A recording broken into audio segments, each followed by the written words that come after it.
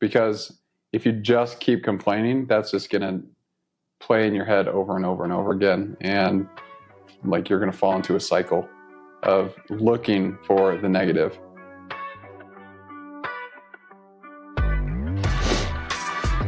Boom, baby. We're back. We're back.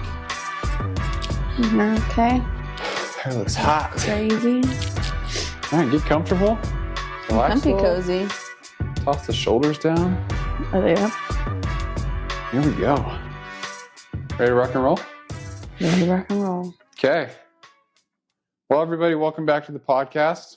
Excited for this episode because we have my beautiful wife, Allie Rossell, on this. Thank you. So thanks for joining me again. Glad to be here. Because what we're going to be talking about today, you've helped me a lot with. And it's something I think not a lot of people contemplate about, like the idea of complaining. And complaining both has its positives and negatives. We'll talk about the positives first, and then we're going to circle back and focus on why, if you're just complaining about things, tend to focus on the negative, causing negativity bias, ultimately messing you up. But I found this quote from Teddy Roosevelt. Complaining about a problem without posing a solution is called whining. It's like, boom, straight to the point. And that's kind of what the main topic of this episode is you can complain, but if there is not an action behind it, or if you don't have a plan to move forward, then there's no reason to, because otherwise you'll just be complaining for no reason. I want to start off with this formula I found. I'll show you so you can see it. But I found this little flow chart, and it's very simple. So it poses a question at the top box that says, do you have a problem in your life? The two options that drop down are yes and no. If you choose yes, the next question is, can you do something about it? And then it drops down again to yes or no. But either of those two options, if you choose yes or no, it says, then stop complaining. And then moving back up to the top of the chart, if you say no, like, do you have a problem in your life? No, then stop complaining. And I think that's just an easy way to at least think about this kind of stuff. But when I was prepping this episode, I was talking to you about it, and you were saying that there's actually benefit in complaining. To an extent. Yeah. I think that it's something that I have had to work on for sure in my life. I can complain about the littlest things, but I think maybe it comes from being a woman that sometimes you just need a vent. And it's kind of hard to decipher sometimes the difference between venting to let blow off some steam and complaining where you're now annoying and no one wants to be with you. Yeah, that's very good. For me, sometimes I just like to clear my head by saying things out loud, not necessarily looking for a solution right then, but I just have to get it out. But I think that's why you journal. And I need to do better at journaling. I think that's a great use of it. But at least with things that have been going on in my life lately, I noticed that I talk about it a lot. And so being able to change from complaining to having an open discussion to an action is going to be the difference. Yeah, 100%. And one, I don't think being a woman makes you... Okay, I just mean like we're chatty. Yeah, Guys aren't getting together for a drink to just chat about random stuff as often as girls are like, let's just hang out and talk for hours. That's a good point. So girls like to talk. I think everyone falls into that category sometimes. Like, you just have to get things off your chest. You just got to talk and vent. Mm-hmm. But like what Teddy Roosevelt was saying, if you don't have a plan for that, like if you're just going to complain, then there's no purpose in it. Yeah. Because otherwise then you just focus on the negative. Right. I think there's a time and a place. 100%. I think that's why, my therapist is on call. Shout out Kim. Because, I haven't had to use her as often. But I think it's important to be able to have resources where you can go and discuss your issues. I think there's certain people that can be in your life that are helpful in that scenario and others that aren't. Yeah. And so I think being able to write, therapy, things like that, there's an appropriate place to discuss your issues. Yeah, I agree with that. It's also nice, like sometimes when I come home from work, like just to vent for a few seconds and then just get it off my chest, and then I don't think about it anymore. Yeah. Like sometimes it's nice just to hear you say, yeah, that sucks. Yeah. And sometimes I do the same for you. Like I'll just listen to you vent a little bit, get some things off your chest, and I'm like, damn it, Allie, that sucks. Yeah. You've been doing really good at that. Because sometimes, hey, let's go. I know, this is like such a guy thing. You tell a guy something and then all of a sudden they want to try and give you all the solutions when sometimes you just need a soundboard. And I think you've been really good, especially recently, at asking in advance, do I just need to vent, or are we trying to find an area of attack? Yeah. Sometimes I'm not in a mental place to be giving advice when I'm like really going hard at complaining about something. And I just need to like release all the emotions before I'm in a clear state of mind where it's time to make a plan. Yeah, absolutely. I think that's the point, is like, you just got to talk. And ultimately, why I wanted to bring up like this part first, like the positive aspect of complaining, is because when you talk about something and you like say it in the open, usually it starts your brain like looking for proactive solutions. Like, okay, well, if I'm going to keep complaining about this, maybe there's something I could be doing to change my situation. Because if you just keep complaining, that's just going to play in your head over and over and over again. And like you're going to fall into a cycle of looking for the negative. So as soon as you start bringing it up all the time, then it's like anything. You and I were talking about this yesterday. You're driving home from the gym and you text me and you're like, I just saw a Lamborghini. And I thought so. I was pretty proud because I don't recognize cars. I'm very proud of her because I'm a big car guy. So I'm not a car girl. She got it. Anyways, so then we're driving. We went to somewhere. I don't know where we went. But we're driving down the road and we see another white Lamborghini. And I was like, hey, look, it's a Lamborghini. Mm-hmm. And then we're on the freeway and we see another one. Yeah, there was 3 Lamborghinis in like a 30-minute time Which frame. Is wild. Shout out to Utah. So there we go. Jeez Louise. But the point is, like, once you start looking for these things, they'll start like show up more in your life. So the same principle applies to complaining. If you're complaining all the time and that's what you're looking for, is like, what can I complain about next? You're going to find it. It's going to come to you. Like, life is not easy and complaints are easy. Like, you can find those easily. Right. I mean, yeah, and it's not like you're necessarily looking, but you're going to come across things. And then if you just have the attitude that you're comfortable talking negative all the time, then it's going to happen more often. So I think being able to recognize that you are being negative and that you are talking about it in a negative light all the time is the first step to being able to stop doing it so often. Amen. Let's talk about the marathon, babe. Oh, gosh. So Allie just ran her first marathon in Mesa. Woo-hoo. For Team Tim. Let's go. We've been hyping that up for a while now, and she did it. She killed it. What was your final time? 3 hours and 57 minutes and 33 seconds. So an unreal time for a first marathon. Like, that's a Very sub nice. 4. And freaking awesome. Thanks, baby. How many times during the race did you have the opportunity to complain? The whole time. What do you mean? I had the opportunity the whole time. I felt the need to quite a bit. Did my best to walk me through what you were going through. Really, the first couple miles, though, I felt great. I mean, it wasn't raining anymore. The sky was beautiful. The city lights. Yeah, the sunrise was coming over the mountains. I love clouds. There was beautiful low clouds. So I was like, in the beginning, I was cruising. Like, this is beautiful. I love it. And then feeling good, feeling all fueled up. Right. Until I think about mile 13 is when I started getting a little less prep in my step. That's when it started to downpour with rain. And so it was getting really cold at that point. And that's when I was starting to get I can start feeling the pains. Yeah. Some more. My feet feeling broken. Actually, mile 21 was my worst mile, though. I would say that was my hardest one to get through. Just mentally or what? Mentally, physically. I think it's probably because 21 miles is the furthest I've ever ran prior to the marathon. And And so in my mind, I'm thinking, okay, every step is the furthest I've ever gone. And so I'm like, so that's like what was That's cool. kind of motivating me. I was like, okay, this is the furthest. Now this is the furthest. Like I'm progressing with every step. But that's when the bottom of my feet were really hurting really bad. And then I couldn't get to my gel or my goos as well because my hands were frozen. I'm trying to open up my little zipper. So that took a whole mile to get to. And I think that's just really when the pain started to sink in some more. And at that point, you're just drenched. You can barely see because of the rain.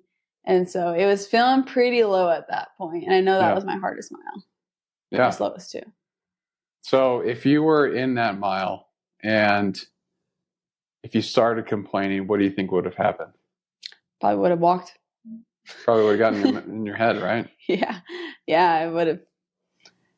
Yeah, absolutely. The only reason I asked that is because like I was going through the same thing you were. Yeah, that's so like funny. As soon as the rain started, the temperature dropped 15 degrees or something. It was freezing. I run with my phone in my hand. I've told the story, I think, in my recap, but like I had to pry it out of my hand. I couldn't open my thing. So mile 17, I didn't have any more gels or anything. And when things start going wrong, you can find things to complain about. Right. Be like, damn it, my belt, I can't get it open. My hands are frozen. This sucks. Like I can feel the energy starting to fall. Man, I'm at 21 miles. My body's hurting. I've never felt this pain before. Like I probably need to walk. Like you could start telling yourself these stories and that'll play over and over in your head. But instead, what did you do? Just keep going. Just keep going. That's the one thing that I was thinking about actually during the marathon was this is what I signed up for. If the marathon was easy, then it wouldn't be rewarding. It wouldn't have felt like such an accomplishment. And so going into it, I kept reminding myself, like, this is what I wanted. Like, I wanted to feel the pain. This is what I was doing it for. I wanted to be able to do something hard that most people don't do in their lives. And so being able to recognize like the reason why I'm doing it, and that's part of it, helped me keep moving forward. Yeah. I think that's important. And that's like the lesson is I was thinking about this, and this is actually from my volleyball coach in high school. But she would say, like, stop pooping in your pants. That's funny. Which is pretty much like, stop complaining. Like, you have nothing to complain about. Like, she'd hear people on the court. They'd be like, wow, you're putting us through another 4-hour practice. Like, we're all drenched in sweat. And she'd be like, stop pooping in your pants. That's funny. But I think the point that she was trying to say is the hard work that you put in, if you are able to stick with it, and like you said, just keep going, even when those miles are getting harder and harder, then the reward is monumental. Like these things that we try and push ourselves to do are not easy by any given means. Like there's a reason why 1% of the entire world does marathons, and it's because it's hard. And it's an enduring process. And the story I would tell myself is like when I wanted to complain on that race was it's not worth it because like I know how much work that I've put in. I've seen the work that you've put in.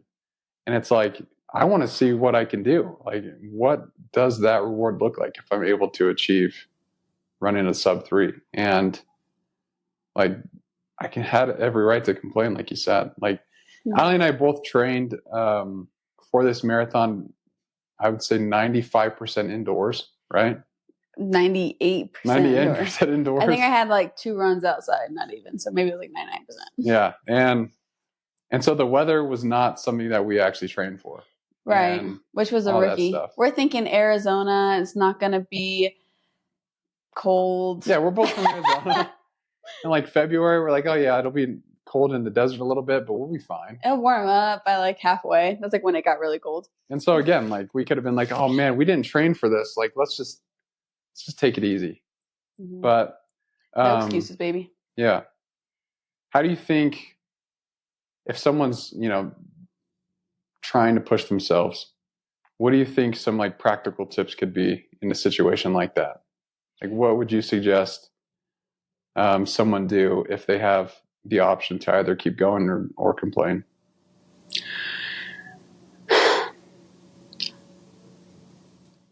for me, I kept reminding myself that complaining was only going to make it harder.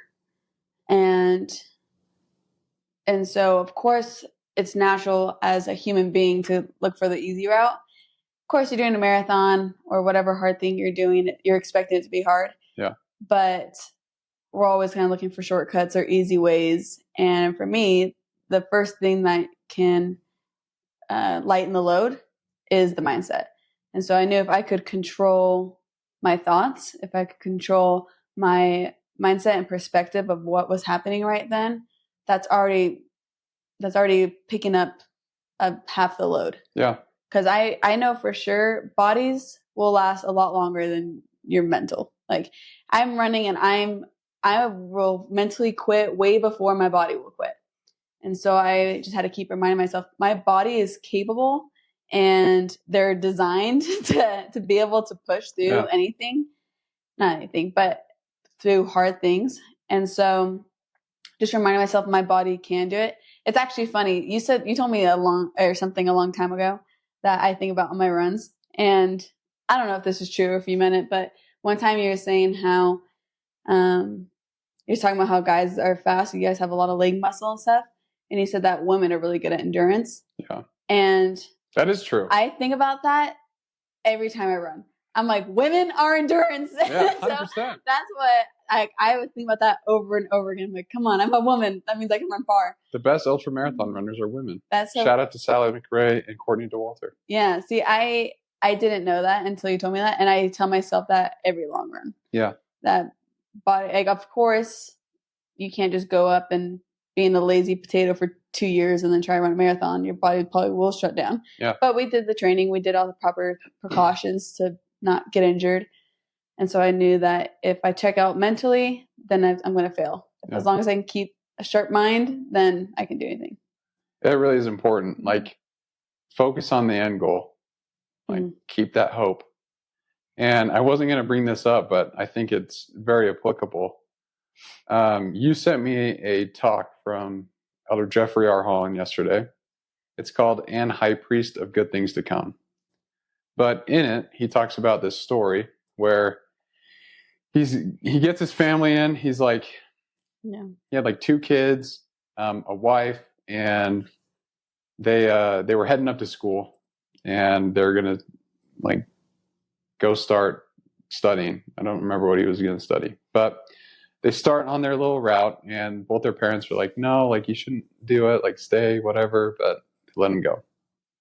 And he talks about how the car that they had was just a little beater car, not the best.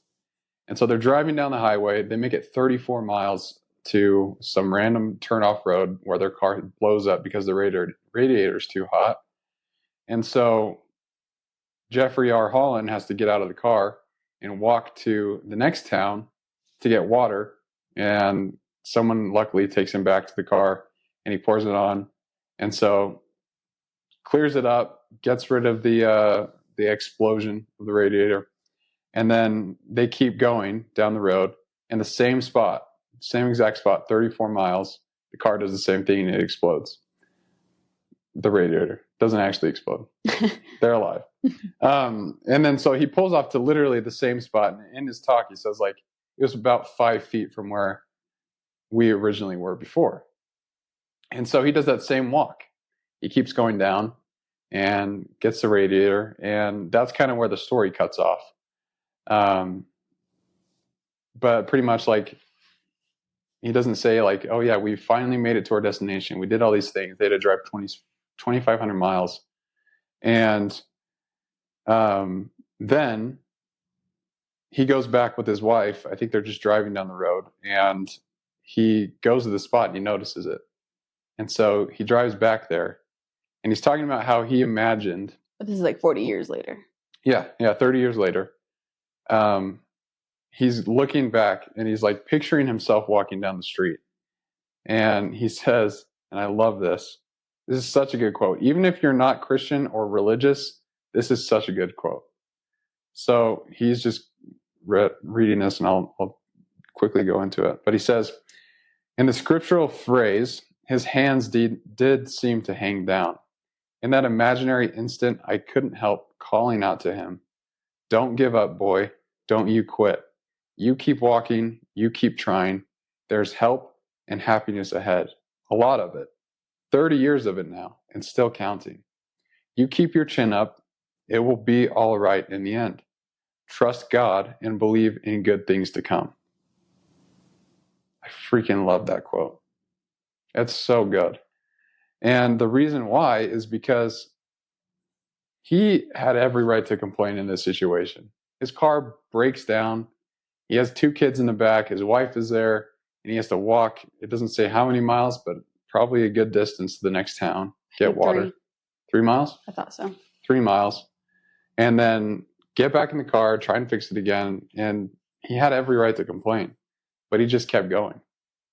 But the point of the story was he was saying that, like, no matter what, there's always hope ahead. And if you're focusing on complaining rather than looking towards the future for something hopeful, then like that's not going to be a good thing for you. Like mentally, you will be in a better place if you just try and keep that hope instead of focus on complaining and focus on the negative. Absolutely. I obviously, we talk about this a lot, have a very imagination. Imagination. I have an imaginative imagination. Very detailed, that's for sure. Imagination. And every Saturday long run, I was imagining running across the finish line. Every single run. Because I'm like, I will get to that point. Yeah. And so during the actual marathon, that last stretch is what I've been daydreaming of at least every Saturday, if not more. Yeah. And so that was like the most powerful, fulfilling part, is that last stretch, being like, this is what I've been dreaming of. This is what I've been focused on. And even during the race, I kept imagining like that, how amazing, glorious that feeling was going to be with family, loved ones. I was so excited. I kept reminding myself that this is exciting. This is happy because of what is the result of after this hard work. You've put in all the work and you want to see it through. Right. So what was it like the last mile of the race? When you saw everyone there, you imagined, you're picturing this thing on your long runs, you know, you're going to hit the finish line. And then as you're walking up to it and as you're running up to the finish line, what was it like? It was emotional. My mom was at mile like 25 or something like that. And obviously we do these runs for my dad. And so hearing my mom go, "You're doing it, Al, you're doing it." It, of course, was very emotional because I was thinking about my dad and all the pain and suffering he went through and the attitude he kept during it. And he obviously had cancer. And so he was going through treatments all the time. And I know how much he was in pain, and my mom would tell me, but he would never express it to us. He was so optimistic and hopeful, and he soaked up every little piece of life he could. And so the smallest things would happen, and he'd be so happy, and he just was excited to see us. And so there's so much love and happiness in him, regardless of his pain. And I was thinking, who am I to complain? Who am I to let this pain change my emotions and let this hard run dictate how I feel? Yeah. And so that last mile was really, really eye-opening. And it was even better as you run down the last stretch and you can like hear your name. But I was like so focused on that finish line and didn't even like acknowledge anyone, which I kind of feel bad looking back because they were all so happy. But crossing that finish line felt like just the biggest reward, and honestly just felt like the biggest hug from my dad. Like, you did it. Like, he's the one that teaches us, or that taught me growing up, that you can do hard things and to always be pushing yourself. And so I definitely felt like he was right there cheering with the rest of you. And then seeing you try to hobble over a fence really with the cherry on top, trying to get to me for hugs. So it was definitely emotional, very powerful. And I think one of the biggest life lessons I've learned so far. Yeah. I I'm mean, a little tender right now. yeah, you reached it. I want to ask you a question, but if it's too much, we don't have to go into it. I'm an open book. Okay. So Tim had every right to complain. Right. Like you've taught me, or you've told me the stories of him and like how he was in pain, how he struggled, and how it was hard to see that side of him. Mm-hmm. But is there something that he would do to like focus on the positive, or did he have certain things that he would do? Because he had every right to complain. I think anybody with cancer does. Like, yeah, any disease, sickness, hardship. There's no way around it. It is a shitty situation. Right. And curious if he had anything that like you noticed that he would do. Maybe it was just like, looking for the little things and finding joy in seeing you guys after a day of school. And I don't know. Did you notice anything? I'm not sure of like any specific remedies, that type of thing. He was very good at journaling. He loved rock music. I would come home from school. Def Leppard, baby. That was King Tim. That was our theme this year. Undefeated. Go listen to the song. Yeah. That's Tim's favorite. He would have Def Leppard or whoever like blaring. Like he wouldn't know we walked in because of how loud he keeps his music in his office. That sounds like my dad. Yeah, it's pretty fun. And so I think he looked for a little bit of like serotonin and random stuff. But I think one of his greatest strengths was his ability to be present. He found every little thing to be the biggest gift from God. And we'd be all sitting in his bed, like watching a show, like the whole family. And he'd be like, isn't this great? Like, we're all together. Like, every little thing, he's like, this is awesome. And he would say it just like that. And I'm not sure if he felt like that every single time. Like, when he was really sick, I don't know if I told this story last time. He can't say anything. I don't mean to embarrass him. Not like he can stop me. But he never got embarrassed. But towards the end, he had to wear like an adult diaper, right? Because he had cancer in his bladder and stuff. And one time I walk in and he was wearing his diaper, scared the heck out of me. Right? He's standing just in his bedroom. Like, whoa, Dad. Whoa! And he's just looking in the mirror, and I was like, wow, like nice. And he goes, you know what? I could be really sad that I have to wear an adult diaper at 59 years old, but I just look way too good. And like his attitude on everything was like, oh, but I look great. Yeah. Like he probably was genuinely sad that he's wearing a diaper, and he probably was really in a lot of pain. But I think he had this skill of being able to like say the positive thing. It's kind of like how comedians, you always think they're super happy, and usually they're like the saddest ones. Yeah. And so I think he had that like comedic relief where it brought him joy making other people happy. But I think that because he always lived in the present, he was able to also feel the joy from it, because he never expressed that he had any sort of depression or that he was having any sort of like sorrow in that way. But he definitely, of course, he didn't want to pass away. He told me that. Like, he was so sad to leave us. And of course, we're sad, if not more. But he had that skill of finding every little thing to be God's greatest gift. Yeah. That's amazing. Being in the present. Thanks for sharing that, baby. I think that's important. Like, there's a lot that we can take from that.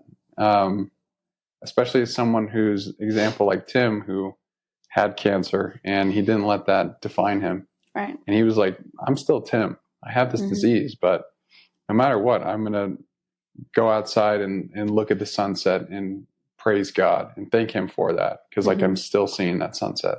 Yeah. And I think that's a very powerful mindset to have. I think it takes years to develop and understand how to do that. Because focusing on the little things and being present, it's a daily thing. It's a daily requirement. You have to commit to doing so. It's hard. Right. I always crack up hearing his siblings talk about him when they were younger.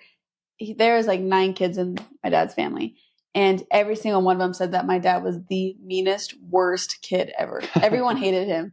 And it wasn't until he was like an adult that he started making all these changes, and he became like this stellar guy. And everyone's like, how did he turn out like that? Because he was the biggest jerk, and everyone like, hated him at the time, but they all love him. Well, my aunts and uncles are kind of interesting, but most people love my dad now. But and I think that it's just making the decisions every time you have a good or the options between a good or bad attitude.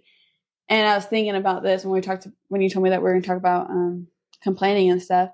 I feel like with big trials in my life and really big hard things, I can understand during the trial that this is a test to make sure that I can do hard things. Like I am up for the challenge. I can have a good attitude. I can do X, Y, and Z. And where I struggle is when the grocery store line is too long.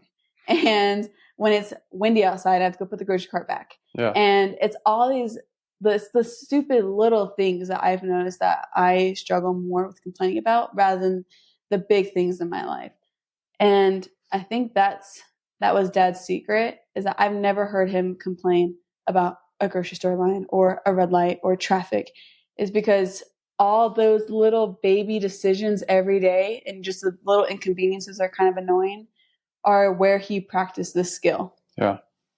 That's perfect, because that's like the greatest segue into what we're going to be talking about next. And what we're going to be focusing on here is like recognizing what triggers that you have where you start complaining. Mm-hmm. Like if it is like, oh man, the grocery store line, like that's what gets me every time. Like recognize that, and so when you go next time, you'll be able to maybe change your mind about it. But so recognizing the triggers, having a strategy for starting to change, and then this is kind of funny you bring those up, but like mindfulness and reflection. So we're going to be talking a little bit about journaling, and then gratitude practicing. Oh, cool. And that's something that you and I have been focusing on. But for recognizing people's triggers is like, everyone's going to be different. And so really you have to be present to figure this out. Like you have to start thinking about your actions. You have to start noticing what ticks you off, what you're complaining about, and make note of it. Like if it's a small little thing, maybe you can just say, you know what, that really isn't as big as I think it is. Like next time I'm going to act differently. Like I'm going to respond differently. But I think the first point of like wanting to transform like how you, I guess, like go about life, and like maybe it is having a more present mindset, is you have to start understanding like what ticks you off. It's true. For me, it's like when I'm at the gym, everything's booked up. Like that just makes me so mad. And then I get all mad and I start complaining, like, why is everyone here? Like, this is my time. I get all mad. It's my time. Yeah. Or like if someone doesn't show up to a meeting, then I'm like, why isn't this guy here? But really it's like all these things are out of my control. Inconveniences. Yeah. They're just inconveniences. Like if complaining is my default, then I'm just going to start my day off mad, because I always start at the gym and sometimes it's busy in the morning. So it's like, if I start complaining now, that's going to bleed into my day. I don't want that. It's crap. It's crap. But there's ways, like kind of the strategy for change is just, I would just say, start recognizing your triggers. 100%. And then you need to start doing some mindful things. And Allie mentioned this, but my way of venting sometimes is just writing in my journal for 30 minutes to an hour. Like it just depends. Like sometimes I have a lot on my mind, but just doing that allows me to look at it. And like Teddy Roosevelt said, like I can start coming up with a plan to fix it. Mm-hmm. And that just allows me to take a pause and understand where my head's at so I can make a change if I need to.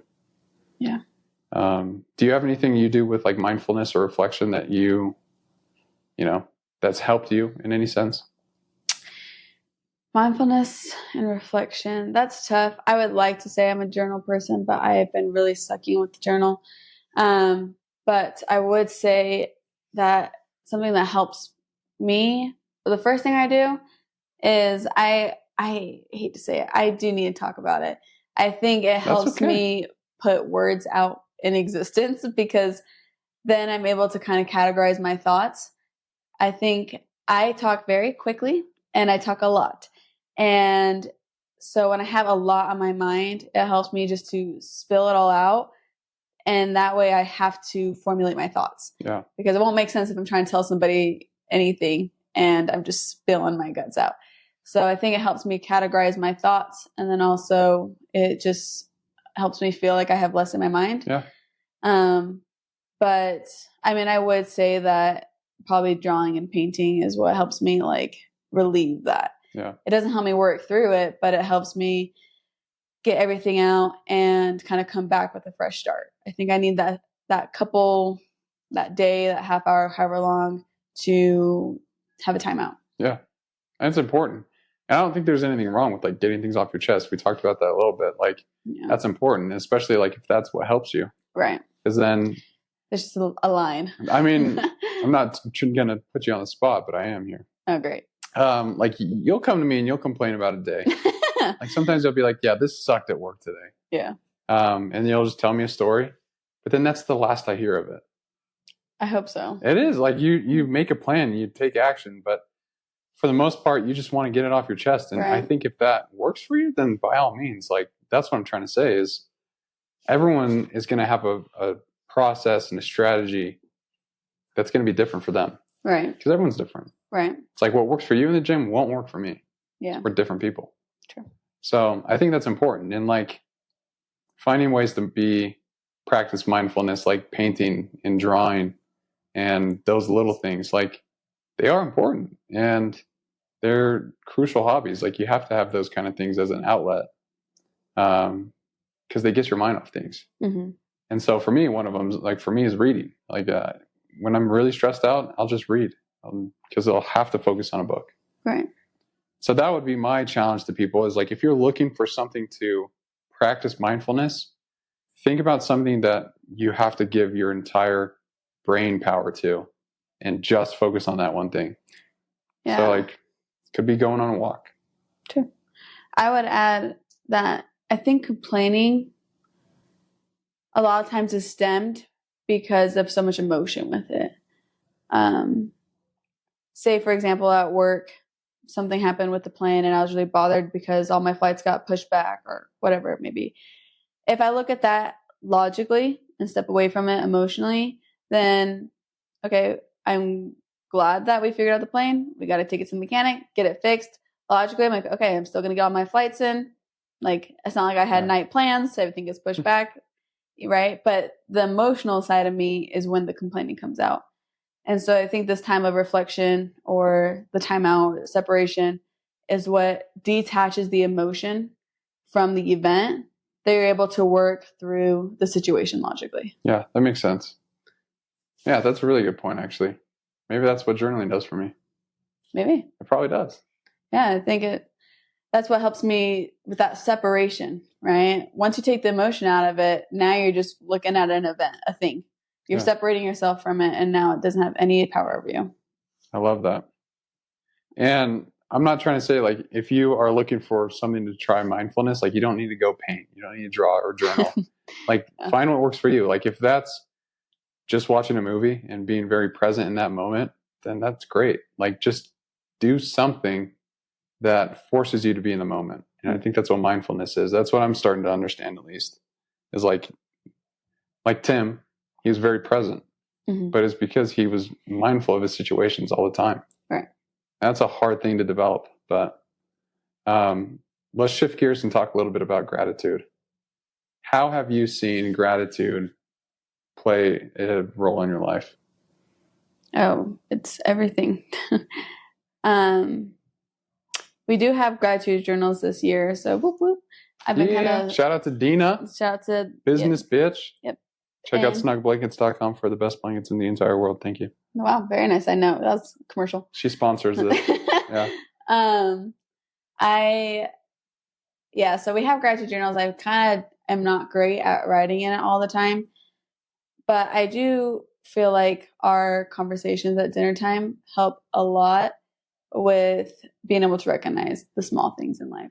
You and I, we focus on gratitude all the time. And so even though I'm not writing it down consistently, I think because I know we're going to talk about it at dinner, I will go through my day looking for it. Yeah. It's super important. Mm-hmm. Like with the example of the Lamborghinis, Like as soon as you start looking for things that you're grateful for in your life, you'll be surprised of like how much you actually have to be grateful for. Right. Like, True. do you have a car that works? Right. That's good. Do you have a job? Okay. Might Mhm. not be your favorite job, but you have one. Right. You have a home that you can live in. Might not be the best. There might be cockroaches, but at least you got one. True. Like there's little things like that. Did you eat a meal today? You have to remember that there's people out there that don't have this stuff. Mm-hmm. So it's like you need to thank God every single day and be like, hey, you know what? Life is not as bad as I aim it out to be. Mm-hmm. And I think gratitude can really flip the switch for complaining. Absolutely. And for people who are more TikTok, social media like me, Brett's so good at keeping his screen time down. But I just get distracted. I don't know if it's a trend still or if it ever was a trend or not. But there's this thing going on for a while of like romanticizing your life. And so it's like, I don't know if it's some filter or something like that, but you put your videos in and it makes it look all like a movie. And I think I kind of do that with my day to day, where if you kind of look at like everything is just like, if you try to romanticize your day, like you feel like you're the main character, you feel on top of the world. Yeah. I forget to do that a lot, but when I do it, I'm like, wow, I am so awesome. I woke up at 4:30 and went to the gym. Like I am the hero of this movie. And so when I try to romanticize my life or kind of put it in a movie, it's like you will act accordingly. Yeah. you want to be the hero. You want to be the athletic person. You want to be the nice guy. Whatever you want to be, you will act accordingly if you put yourself in that mindset. That's true. It's kind of weird, but there's this Joe Rogan actually talks about that. There's this quote that he says where he's like, if you're going through something hard right now and you don't know what to do, like think about as if you were watching a movie and how would you want the main character to respond? For sure. Because that's your story. Yeah. And like to that same point, like something I've been doing every day is going to be a vulnerable moment. But like I'll look in the mirror and be like, who do I want to be today? Like, I don't know. Do I want to be someone who goes about the day of like looking for complaints, or am I going to be someone who gets after it and makes things happen and tries to focus on positive things? Right. Like you have to be, like you said, the hero of your own story, because no one else is going to save you. Mm. So be your own hero. You and I talk about this all the time. It's like a Tim quote, like be your biggest cheerleader. Right. You got to be it. Because otherwise, like who else is going to cheer you on? You got to learn how to develop that inside. Right. And so when the option or the opportunities to complain arise, how would you want to go see the main character of a movie respond to that situation? That's what you should be asking yourself. And then do it accordingly. And then do it. This is the dumbest example ever. I think I've told you this. It's so dumb. I think it was like 8 years ago, something like that. I heard someone, I don't know where I heard this from. Don't know the quote, don't know the reference. Could have been a friend. I don't remember. Somebody once said that they respect the person that puts away the grocery cart at the grocery store, because it says a lot about their character with like respect to other people, responsibility. What if it's windy though? That's the thing. Even more so, because it's going to hit other cars. You got to do your part. And I used to never put the cart away. I'm that person that put it in the aisles in between cars so that I didn't want to go walk like 2 feet. You were that person? I was that person. I married you? Oh my gosh, wait, I've changed. But then I heard that. It was like, I don't even know how long ago it was. I was probably still in high school. And I was like, wow, like I want to be that person that puts the grocery cart away. I don't think I've ever not put the grocery cart away since then. That's just hard, my baby. High five. That's progress. But it's so simple and so dumb. But like, do I want to be responsible, or do I want to be that person that looks lazy that can't walk 10 feet? Yeah. Or do I want to be a gym girl, or do I want to just never go to the gym? And it's like, I don't consider myself a gym girl. I go, but I'm not like a fit influencer type. I consider her a gym girl. She's freaking. Oh, you're very nice. Dang. Thank you. But even though I don't consider myself that, it's like, okay, I'd rather be that. So I'm just going to do the actions. Yeah. Even if you don't feel brave, if you do the brave thing, you're brave. 100%. Yeah. That's what courage is. Right. Is doing the thing that you're scared of. Even if you're terrified. Even if you're terrified, that's courage. Right. But going back to what you're saying, I think that's a good example of like the grocery cart kind of thing. Mm-hmm. And if there's ever a situation like that I'm in, and this is kind of might be a little, what's it called? Condescending. What is it? Condescending? No. Conceited. That's the word. I was thinking about that. That's funny. Thanks for bearing with me on that. This might be a little conceited, but it's like, okay, well, I don't want to be like everyone else in the world. Like, that's the last thing I want to be. And so if everyone else isn't put in the way of the grocery cart, guess what? I'm going to. Yeah, like, I get that. That's how I am, is like, I don't want to be like everyone else. And so I'm going to do things that no one else does. I like it. Which is why I push my body and almost die in marathons. Almost to a fault. But it's great. It's balance. Anyways. So that's how I find gratitude in my day-to-day, is romanticizing my life, trying to be the hero of it. Yeah. Having open discussions about it. I think because we plan for it, I know to look for it. And just like the Lambos. They'll start showing up. Yeah. The complaints will fall away and more gratitude will come into your life. Yeah. It's a Brett Rossell guarantee. Stamped. But no, I appreciate you saying that stuff, because I really think it is important. Like, you are the author of your own story. And right now I'm writing a book about my story. And that was a big drop. It was a big drop. I'm writing a book. But I'm writing my own story right now. And all the experiences that have gone up to my life to this point, I'm going to be talking about. And it's like, there's going to be times that I'm very vulnerable in the book. There's going to be times where I write something that, I wish I could have gone back and changed the situation, right? But the thing is the actions that you take, no matter if you write them down or not, those are documented.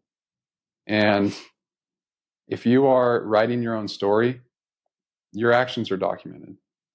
Whether if you believe in a God or not, heaven's either documenting them or you are. Like, you're keeping these internal stories.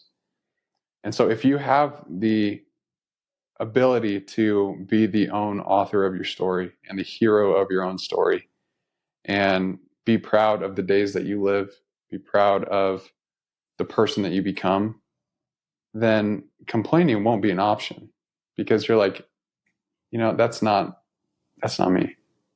And I think there's power to that, like what you just said, with making sure that you're your biggest cheerleader, making sure that, you do the things that you want to be proud of for the day and looking for them.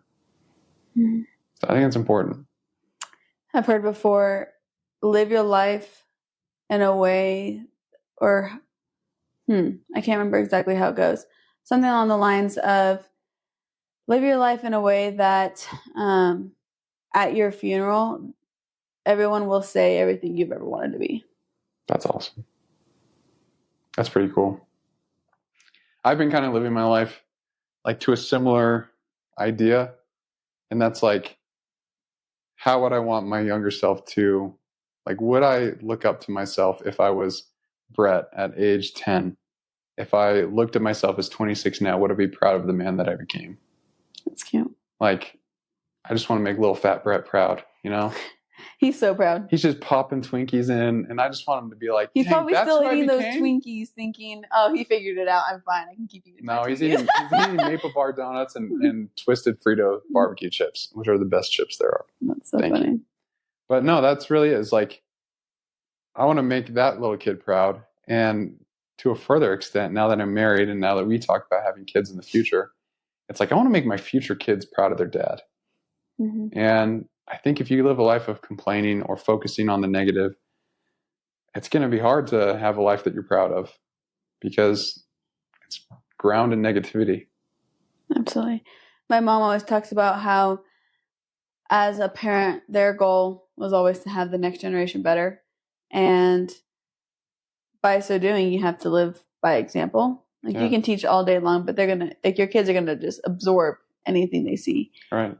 And so when I think about us having kids one day, it's like, I want to develop these habits now where my kids are proud to call us their parents, and that they will never want to complain because they've never heard us complain. Yeah.